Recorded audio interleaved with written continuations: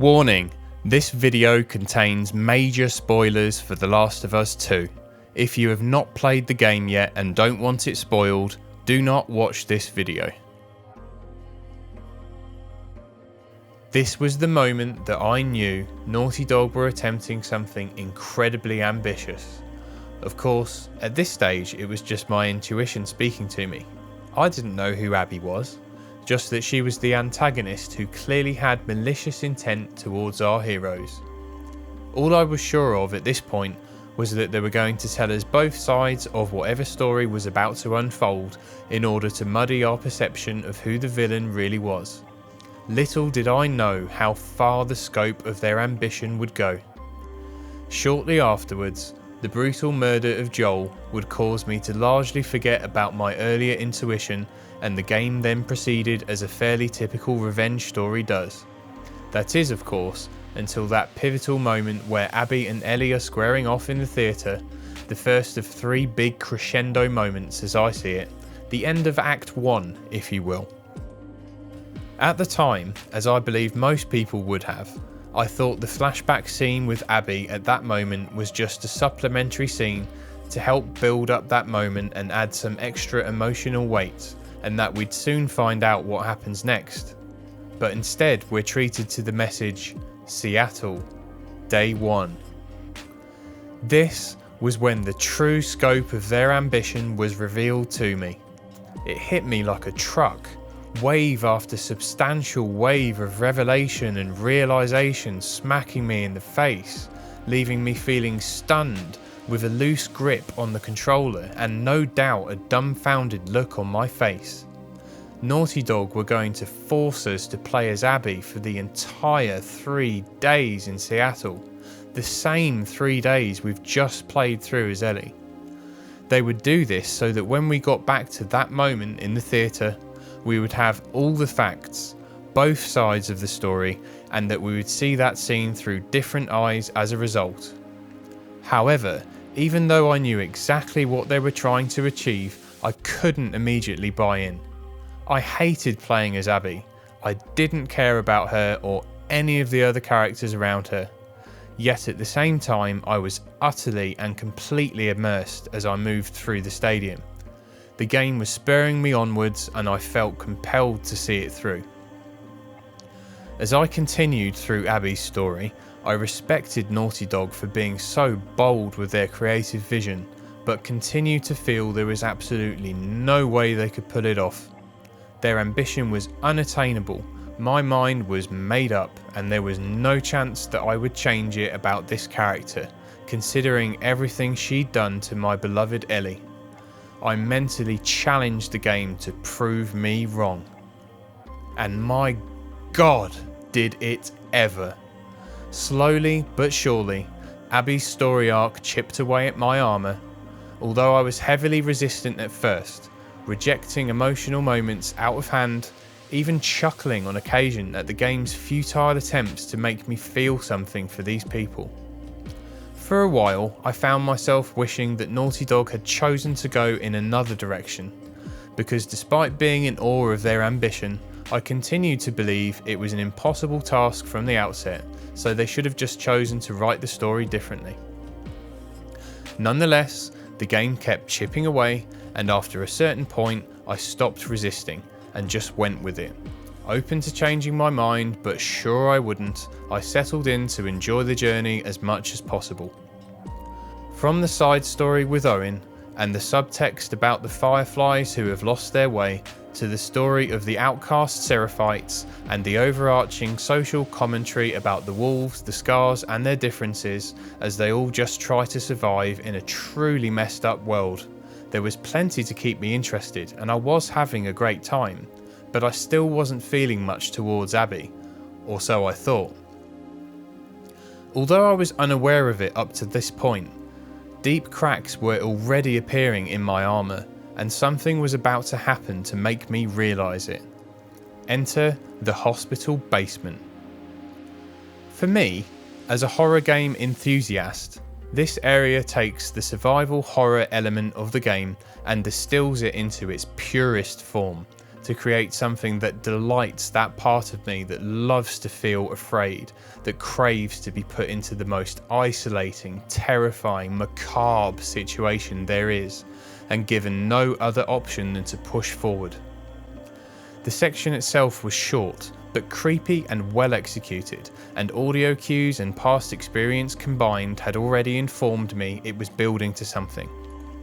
When it came, it was in the form of one of the gnarliest and unsettling bosses I've ever seen in a video game, and I found the ensuing battle to be both intense and draining, such that by the time I finally emerged from the underbelly of the hospital and into the relative safety of bright sunlight, I felt like I'd survived an ordeal, that I'd been through hell and safely emerged on the other side.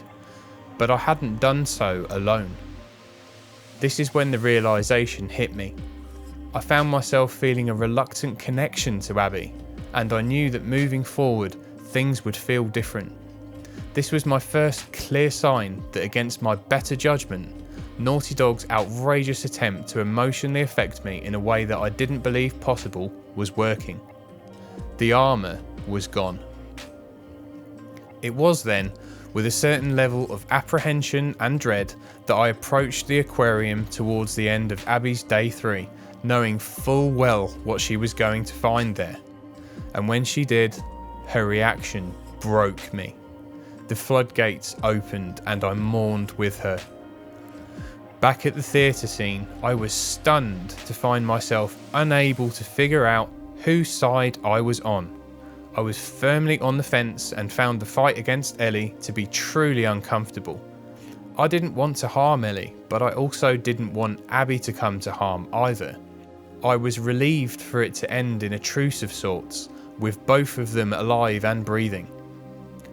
Moving on then to what you could call the epilogue, but I like to call Act 3, to the final fight on the beach between the two of them. When Ellie was holding Abby underwater, I literally shouted repeatedly at my television screen, "Don't do it! Don't do it, Ellie!" And I can scarcely describe the relief I felt when she let Abby go. The inexplicable had happened. Naughty Dog had managed to turn a character from one that I hated into one that I cared for.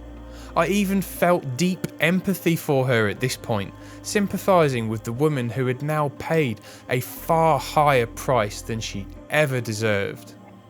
At this point, in return for exacting revenge upon Joel for him having killed her father, Abby had now lost everyone she's ever known, including every last one of her friends, either directly or indirectly as a result of Ellie's actions, and being kidnapped by a depraved gang of thugs 2 months prior, who no doubt subjected her to every kind of abuse imaginable before tying her up on a hot Californian beach and leaving her for dead. And this is how Ellie finds her, tied up to a pole on said beach, battered, bruised, burnt, dehydrated and half dead already, undoubtedly knowing at a glance the kind of hell she has suffered at the hands of her captors these last 2 months.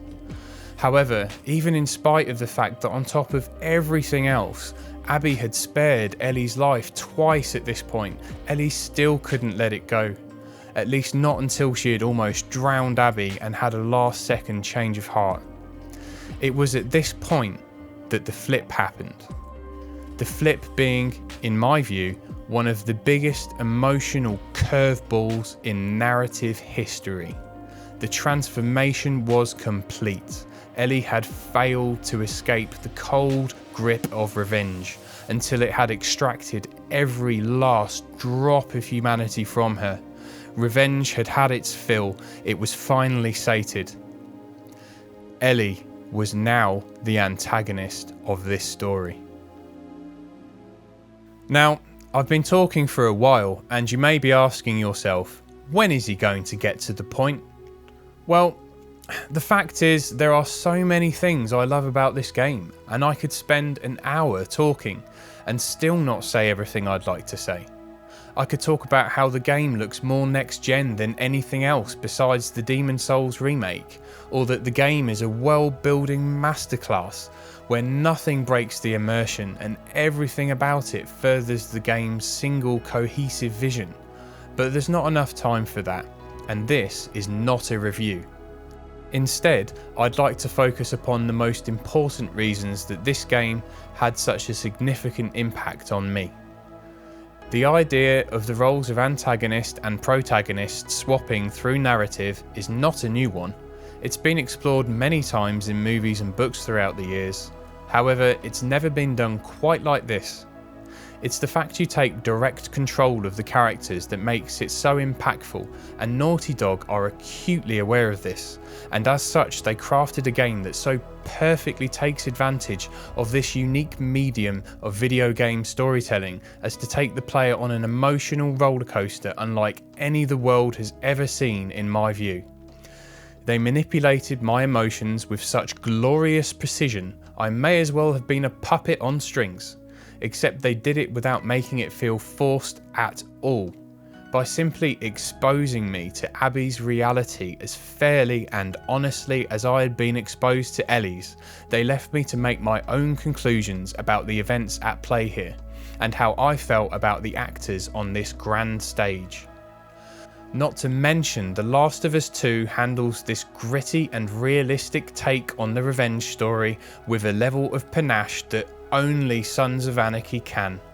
The tragedy is absolutely heart-wrenching as we witness the true devastation that a fixation on revenge can bring to one's life and the lives of those around them.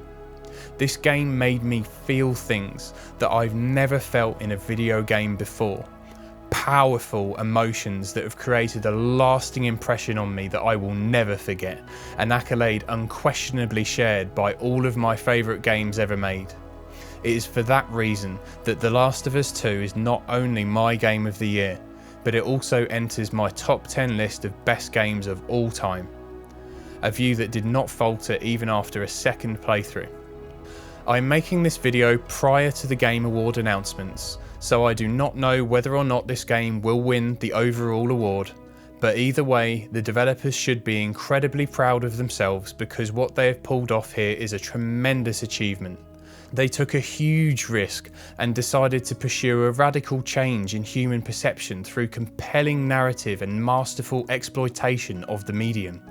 To attempt that lofty goal and actually succeed at it is mind-blowing to me, and I would argue it actually changes the mould for future expectations of what a game sequel can actually be.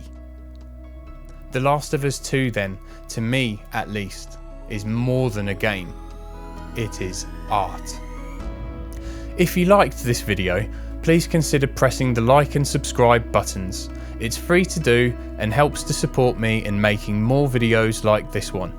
You can also watch me live on Twitch, where I will be streaming Cyberpunk 2077 daily from 1 PM to 5 PM and 7 PM to 11 PM GMT for as long as it takes to finish it.